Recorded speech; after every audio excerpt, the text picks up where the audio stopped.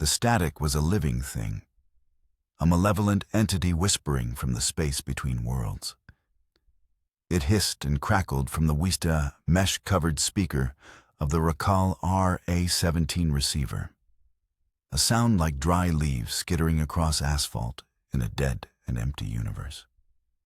Alistair Finch leaned closer, the sickly yellow glow of the main tuning dial painting his gaunt features in the colors of jaundice and decay.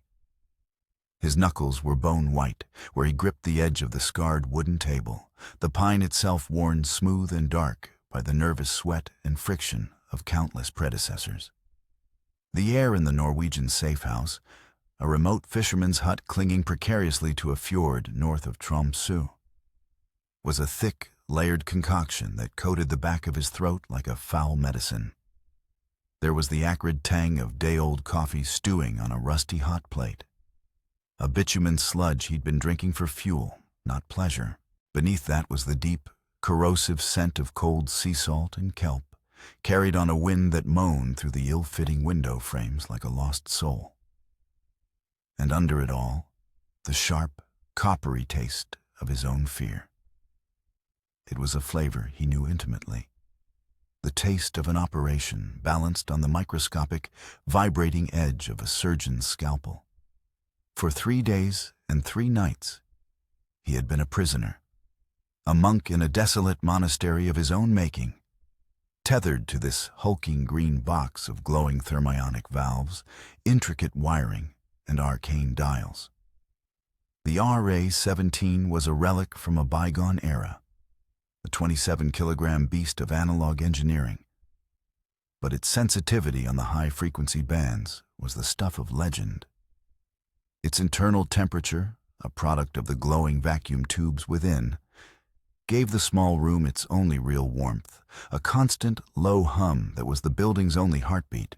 Finch had it tuned precisely to 4,115 kilohertz, lower sideband, listening for a signal that was, according to the boffins in signals intelligence, statistically less likely than a royal flush dealt from a freshly shuffled deck. He was listening for a ghost, and the static was the sound of the void where that ghost was supposed to be. Resting on the table beside the receiver, cold and heavy, was his Browning high power, its blued finish worn to a dull gray at the edges. It was a comfort and an absurdity in equal measure. The real enemies were silence and failure, and they could not be shot. He lit another cigarette, a harsh, unfiltered Russian brand called Belomorcano he'd acquired a taste for during a miserable tour in Helsinki. It was more a ritual than a habit now. He carefully crushed the long cardboard tube of the papyrosa between his thumb and forefinger, a practice gesture to ensure the cheap, coarse tobacco wouldn't spill into his mouth. The cheap paper crackled as the flame from his Zippo caught, and the raw, potent smoke was a welcome punishment, a physical sensation to distract from the gnawing anxiety. He needed the edge. Sleep was a luxury he couldn't afford. His body ached with a fatigue so profound, it felt like an illness, a deep chill in his bones that no amount of coffee or warmth from the radio could touch. The mission was codenamed Gulliver. The name had been chosen by some Oxbridge classicist in Q Branch, a man who saw literary irony in sending the smallest of messengers into the land of giants.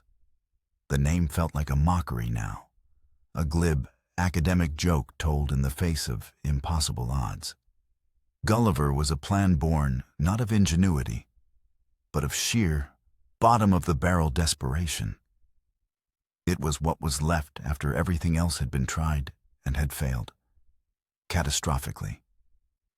He closed his eyes, the cigarette smoke curling around his head, and the ghosts of those failures flickered behind his lids, more vivid than any dream. Operation Sea Serpent, their attempt to turn a mid-level administrator in the Murmansk dockyards named Pavel Orlov. They had offered him a new life, a fortune, safety for his wife and daughter. He had accepted, not for the money, but because his daughter, Anya, had a congenital heart defect that required a level of surgical skill unavailable in the Soviet Union. Finch had met him once, in a safe house in Tallinn, a quiet, worried man whose hands shook when he held a teacup. 3 days after making his first data drop, his body was found on the frozen pavement beneath his 5th-story office window. The GRU hadn't even bothered to make it look like a suicide. His hands had been bound behind his back with piano wire. It was a statement, a brutal piece of theater for anyone else thinking of betraying the motherland. Anya's surgery was never performed. Then there was Operation Iron Key, a more direct, muscular approach. A team of SBS commandos, the best of the best, led by a man Finch had shared a drink with only a month prior, a tough-as-nails captain named Bryce. They were to be inserted by a Swift-Sure-class submarine to plant acoustic sensors on the shipyard's outer hull. The plan was meticulously crafted, timed to the minute, rehearsed on a full-scale mock-up in a Scottish lock. But an hour before they were to cast off from their hunter-killer, the recall order came down, a single, coded word from London. A GRU mole, buried deep within Naval Command, had sung like a canary. The entire unit was compromised. The fallout from that one had been bloody, a quiet, vicious purge within the intelligence services that left careers and lives in ruins. Finch had lost friends in that purge. Good men like Bryce, who ended up pushing paper in provincial outposts, their spirits broken, their eyes haunted by the ghost of a mission they never got to run. After the debacles, London had fallen silent. The Americans, however, grew agitated, their cables from Langley becoming increasingly frantic. The prize was too great to ignore. Project 8775, the Velvet Kilo. A new generation of Soviet submarine being assembled in the heavily fortified, satellite-proof Sevmash Northern Shipyard. Standard Kilo-class subs were already a nightmare, nicknamed Black Holes by NATO naval commanders for their unnerving ability to vanish from sonar screens the moment they submerged. But the Velvet Kilo was a quantum leap, a predator from a darker, quieter future. Intelligence, pieced together from the boastful whispers of a drunken Soviet naval attaché in Helsinki and the panicked, fragmented ramblings of a defecting scientist, painted a terrifying picture. The hull was coated in a new type of anechoic tile, a composite material they called Sorbtech 7, which didn't just deflect active sonar pings but seemed to absorb them, swallowing the sound like a sponge swallows water.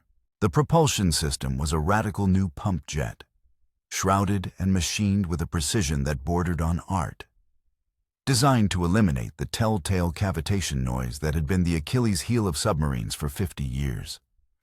Its reactor was so heavily shielded, its heat exchange system so efficient, that it left a thermal signature in the frigid Arctic waters barely warmer than a sleeping whale.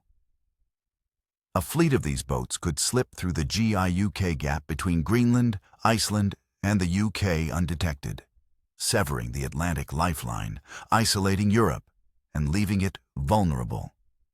A ripe plum for the taking. Discovering its weaknesses, its unique acoustic signature, its core design philosophy, wasn't just a strategic priority. It was a matter of existential survival for the West. And their only remaining way in was a bird. The static suddenly shifted. It wasn't a loud change, but a subtle modulation in the texture of the sound, a thinning of the electronic snow, as if a veil were being lifted.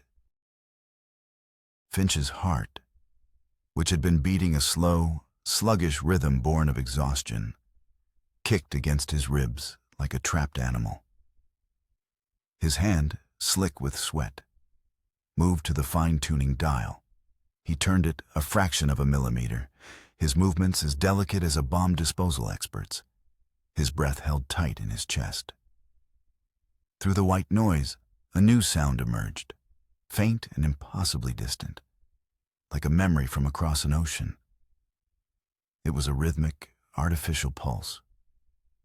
Not Morse, not voice. It was the distinct staccato clicking of a Geiger counter tube, amplified and compressed into a low-power burst transmission. Click, click, click. A 2-second pause. Click, click, click. Another pause. One final, solitary click. 331. The signal. It was on. The sound, as meaningless as a cricket's chirp to anyone else on the planet, hit Finch like a jolt of pure adrenaline, clearing the fog of fatigue in an instant. It meant their asset, a man they knew only by the cryptonym Argus, had the package and was in position. Dmitry Volkov, a senior naval architect at Sevmash, a man whose quiet brilliance was matched only by a burning, generational hatred for the Soviet system that had sent his father to die of typhus in a Siberian gulag, had completed his part of the bargain. He had used his clearance to photograph the most critical schematics of the Velvet Kilo.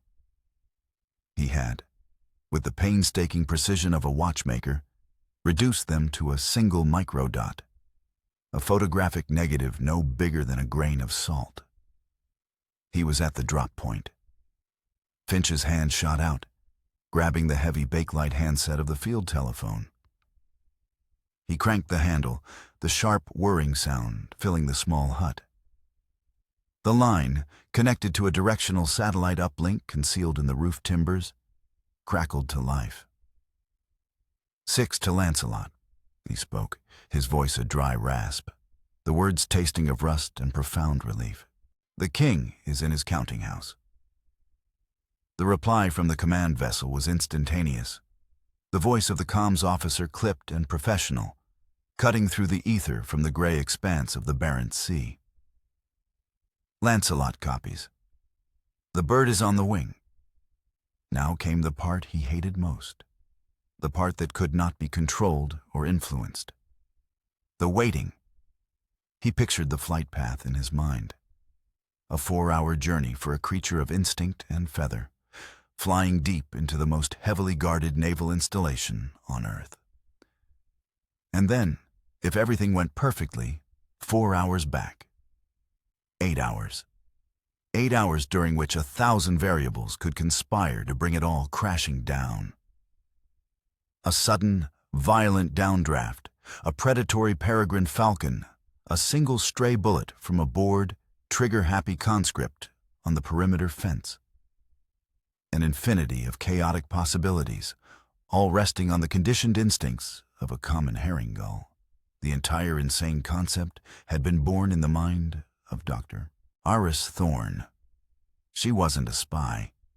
She was a disgraced Oxford ornithologist, a brilliant pariah pushed out of the academic mainstream for her radical, almost heretical theories on avian intelligence and neuro-linguistic conditioning. MI6 had found her lecturing to half-empty halls at a provincial university, her formidable intellect slowly atrophying.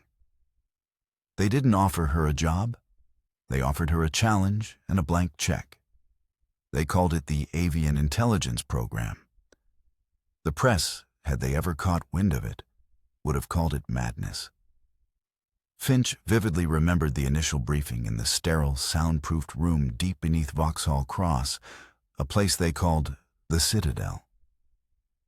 C himself had presided, a patriarchal shadow wreathed in the sweet, cloying smoke of his favorite Balkan pipe tobacco.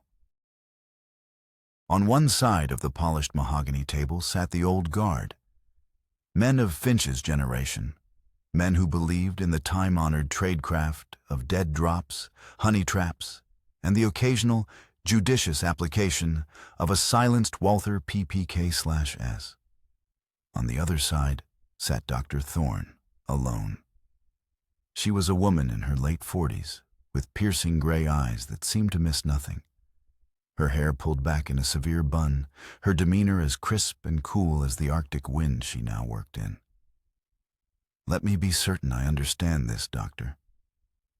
The deputy chief, Sir Malcolm Kendrick, had said, his voice dripping with the condescending patience one uses with a precocious but misguided child. You are proposing that we entrust the single most critical intelligence-gathering operation of this decade to a Seagull? Dr. Thorne hadn't flinched. She met his gaze without a flicker of deference, her hands resting calmly on the file in front of her. I am proposing, Sir Malcolm, that we utilize a highly trained, location-specific biological asset, Laris argentatus, to perform a non-intrusive, low-signature retrieval from a fixed, pre-designated target. The asset has no discernible political loyalties. It cannot be interrogated if captured, and its very presence in the operational theater is so commonplace as to be entirely unremarkable. It is, in effect, the perfect invisible courier. She had then laid out her methods with a chilling, scientific precision that silenced the room. It wasn't simple Pavlovian conditioning. It was what she called deep associative imprinting. For 6 months, on a desolate, windswept Scottish island, chosen for its topographical similarity to the Murmansk coastline, she had worked with a flock of herring gulls captured from the very colonies that nested and scavenged near the Sevmash shipyard.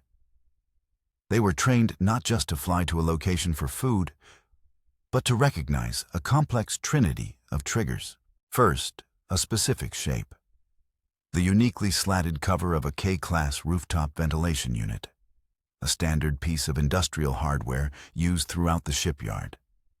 Second, a specific color, but one imperceptible to human eyes. She had worked with the labs at Porton Down to develop a paint containing a rhodamine-based compound that was visible only in the ultraviolet spectrum. Birds, unlike humans, can see this part of the light spectrum, and to them, the painted target would blaze like a beacon. Third, a specific sound, a low-frequency sonic pulse, broadcast from a device the size of a matchbox. The pulse, oscillating at a steady 18 Hz, was just below the threshold of human hearing, but, for reasons she couldn't fully explain, was intensely attractive to the gulls. A signal they had been trained for months to associate with a high-protein, high-fat food reward. The chosen operative, designated Gulliver 7, was her prize pupil, a large, unusually aggressive male with an almost supernatural sense of direction and a fearless disposition.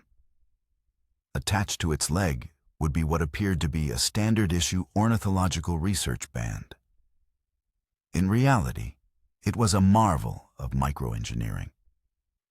A lightweight, non-ferrous harness with a tiny, powerful electromagnetic clasp positioned at its chest, powered by a wafer-thin lithium cell with a 72-hour life. The plan was a symphony of impossibilities. Argus, Dmitry Volkov, would use his senior position to gain access to the roof of the main design bureau. For weeks, he had been meticulously building his cover story, filing a series of increasingly irritated maintenance requests about a faulty, rattling ventilation unit. Complaints that were, as predicted, repeatedly ignored by the shipyard's bloated and inefficient bureaucracy. At the pre-arranged time, he would climb to the roof under the guise of inspecting the unit himself. He would carry the microdot, sealed within a tiny, hollowed-out steel capsule designed to look exactly like a dropped rivet. He would also carry the sonic emitter. He would place the rivet on the vent cover, which an MI6 sleeper agent, working as a painter on a maintenance crew, had daubed with the invisible UV paint weeks earlier, and activate the emitter. Miles away, aboard a nondescript trawler named the St. George, Dr. Thorne would release Gulliver 7. The bird, guided by the sun, the Earth's magnetic field, and months of relentless training, would fly towards the shipyard.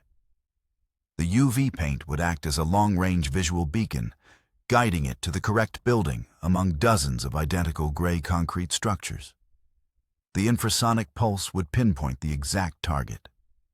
The bird would land, peck at the shiny rivet, as it had been trained to do thousands of times on the Scottish island, and the electromagnetic clasp on its harness would snap it up.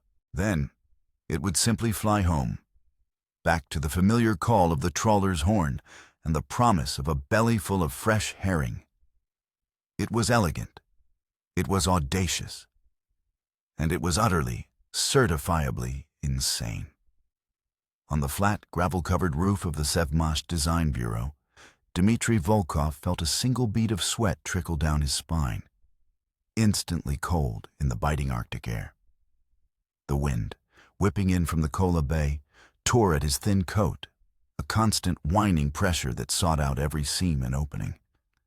Below him lay a sprawling city of steel and concrete, a monument to Soviet industrial might, a place of ceaseless, deafening noise. The rhythmic clang of pneumatic hammers, the sharp hiss of welding torches casting blue-white shadows, the deep, resonant thrum of diesel generators that was the shipyard's very heartbeat. And there, in the cavernous, covered dry dock to his left, hidden from the prying eyes of American spy satellites, lay the reason for it all. The vast, silent beast that was the first Velvet Kilo. He had walked its decks, breathed its recycled air, traced his fingers over its classified blueprints. He knew its secrets. Secrets that were now encapsulated in a speck of gelatin and silver nitrate glued to the inside of a hollowed-out steel rivet in his coat pocket. His hand trembled as he pulled out his watch, a cheap, state-issue Poljot. 1400 hours. The window was open. His greatest fear was not the uniformed guards patrolling the perimeter fences with their Kalashnikovs, nor the ever-present threat of discovery. His fear had a name, Major Kireyev of the GRU. Kireyev was the political officer assigned to Project 877V, a man whose paranoia was a palpable force, matched only by his casual cruelty. He saw spies in every shadow and traitors behind every drafting table. Kireyev's office was on the 3rd floor of this very building, and his window, a dark rectangular void, directly overlooked this section of the roof.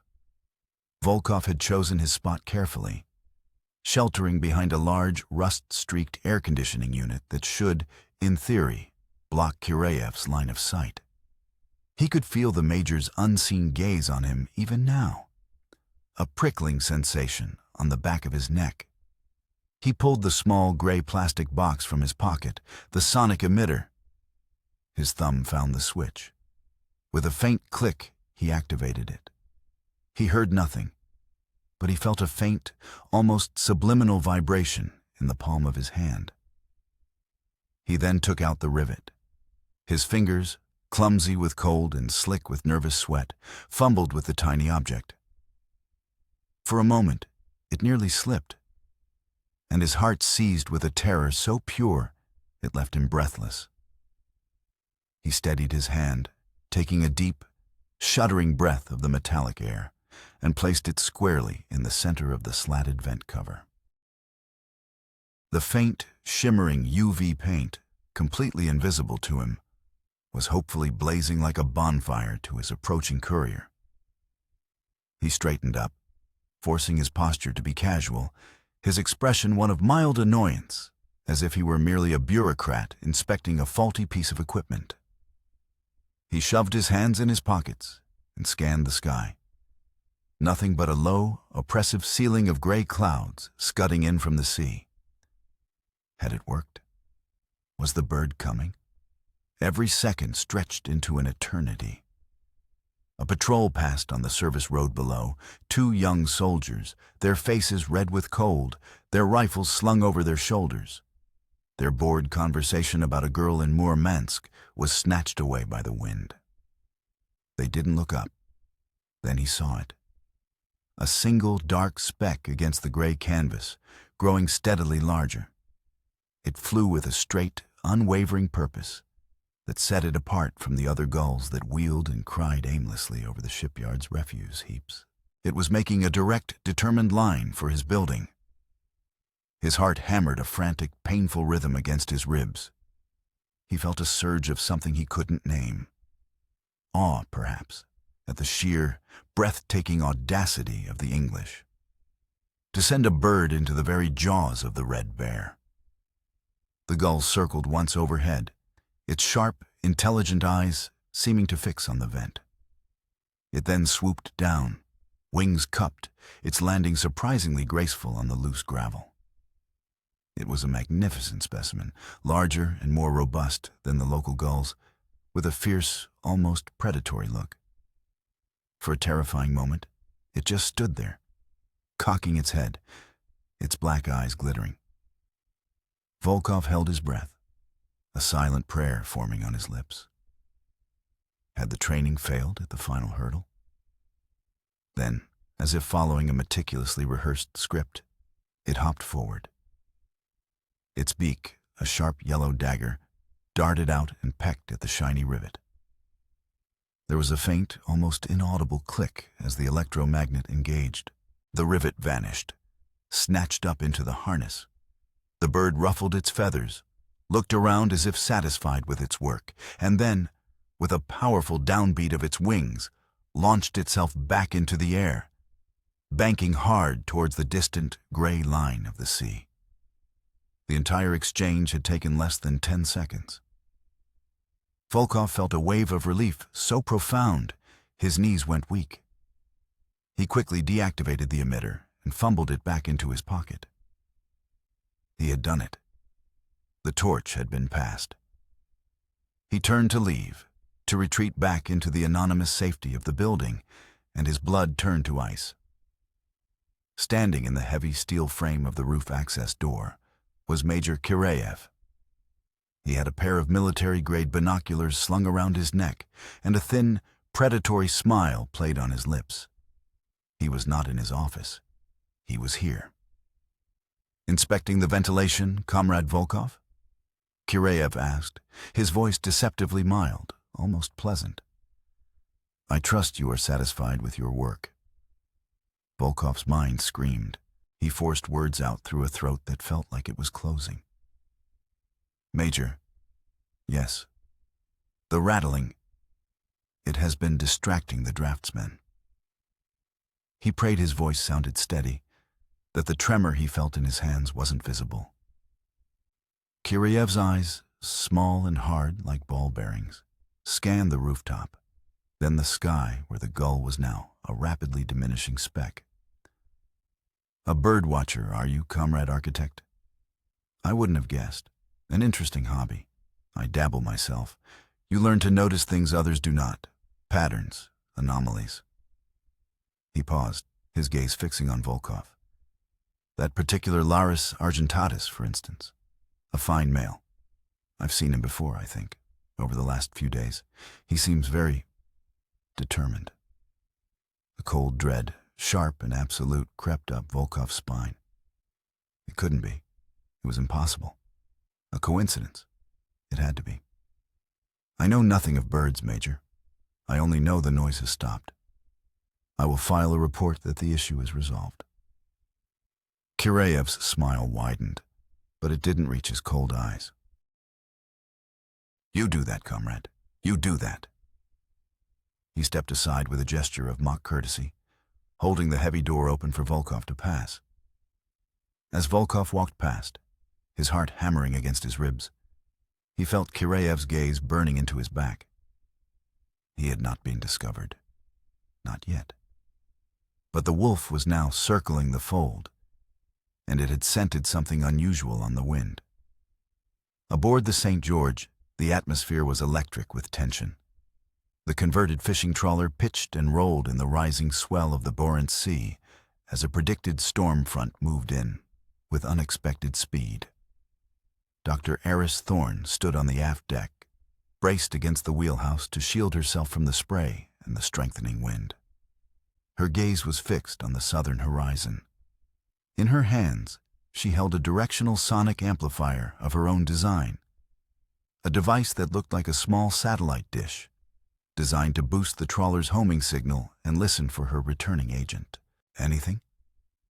Finch's voice crackled over her headset, a disembodied spike of anxiety from the hut in Norway. "Not yet," she replied, her own voice remarkably calm, betraying none of the turmoil she felt inside. He's still outside the amplifier's effective range. The weather is closing in faster than predicted. If he gets caught in the main squall line..." She didn't need to finish the sentence. A bird, even one as strong and determined as Seven, could be battered out of the sky by the ferocious, unpredictable winds of a Barents gale. "We have another problem," Finch said, his tone grim, stripped of all earlier relief. "Soviet Maritime Patrol, a Poti-class corvette has detached from its squadron and is making 20 knots on an intercept course. They've hailed you, demanded you state your purpose and destination." The trawler's captain, a grizzled ex-Royal Navy commander named McLeod, spat a stream of tobacco juice over the rail. The brown liquid instantly whipped away by the wind. "I've told them we're a Danish fisheries research vessel studying cod migration patterns. They've told me to heave to for inspection. I've told them my port engine is running rough and I can't stop without risking a stall. Buying us time, but not much." The corvette was now visible on the horizon, a low gray shark cutting through the white-capped waves, a plume of diesel smoke trailing from its funnel. The race was on. They needed the bird back and the evidence secured before the Soviets were close enough to board. "I have him," Aris whispered into her mic, her voice tight with a surge of adrenaline. She'd caught the faintest echo on the amplifier, a ghost of a signal. "He's on the correct heading, but his airspeed is dropping. He's fighting a powerful headwind." She adjusted the frequency of the homing beacon, modulating it with a small dial, sending out the specific sequence of infrasonic pulses that, to Gulliver 7, signaled safety, sanctuary, and reward. It was all she could do now. Talk to him in the only language he understood. "Come home, 7. Come home." The sky grew darker, the color of a fresh bruise. The waves grew higher, crashing over the bow. Rain began to fall, not in drops, but in hard, slanting sheets, cold as pellets of ice. The Soviet corvette was closing fast, now less than 2 miles distant, its sharp, aggressive silhouette growing larger with each passing minute. McLeod stood by the engine telegraph, his hand resting on the brass handle, ready to slam it to full ahead. "They're signaling us by lamp," the first mate shouted from the bridge. "Final warning to heave to or they will fire." "Damn them to hell," McLeod muttered. "Another 10 minutes. Just give me 10 bloody minutes." "He's here," Aris cried out, her voice rising above the howl of the wind. Out of the gray murk, a lone shape materialized, flying dangerously low over the churning waves. It was Gulliver 7. His wings beat frantically, a desperate, exhausted rhythm. He was soaked, his flight path erratic, but he was still coming. He saw the familiar shape of the trawler, heard the irresistible call of the beacon, and put on a final, agonizing burst of speed. He didn't land on his designated perch. He collapsed onto Aris's outstretched arm, his claws digging into the thick leather of her falconry glove. He was shivering violently, his feathers plastered to his body, but his bright, defiant eyes met hers. And there, on his chest, held fast by the electromagnet, was the small, dark, impossibly precious shape of the rivet. "Got it!" Aris yelled into her headset, her voice triumphant. "We have the package!" "Full ahead!" McLeod roared, slamming the telegraph handle down. The trawler's powerful diesel engines, military-grade power plants hidden beneath its placid fishing vessel exterior, thundered to life. The vessel surged forward, its hull shuddering with the sudden power, turning its stern towards the corvette and plunging into the heart of the storm, using the squall line for cover. A brilliant white searchlight beam from the corvette cut through the rain, sweeping across them. A moment later, the flat, hard crack of a deck gun echoed over the water. A warning shot. A plume of white water erupted 100 yards off their port bow, a stark, violent punctuation mark. Aris worked frantically, her fingers numb with cold, her movements gentle and practiced. She unclipped the harness from the exhausted bird. She tucked the precious harness into a waterproof pouch, which she then sealed inside a secondary container. She handed the gull to an assistant, who rushed it below decks to a warm, dry cage filled with food and fresh water. "Finch, are you reading?" she shouted over the combined roar of the storm and the engines. "Lancelot is retreating. The Eagle is in the nest. I repeat, the Eagle is in the nest." In the small hut in Norway, Alistair Finch closed his eyes, the accumulated tension of 72 hours draining out of him in a single, shuddering wave. He slumped back in his chair, his body feeling heavy and old. The static from the RA-17 receiver, which had been the sound of his entire world, was once again just meaningless, empty noise.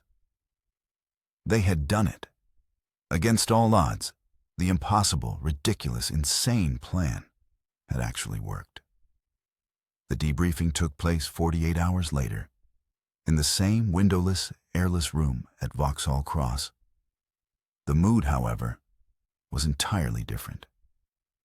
The oppressive tension was gone, replaced by an air of self-congratulatory triumph. The microdot had been successfully retrieved from the harness.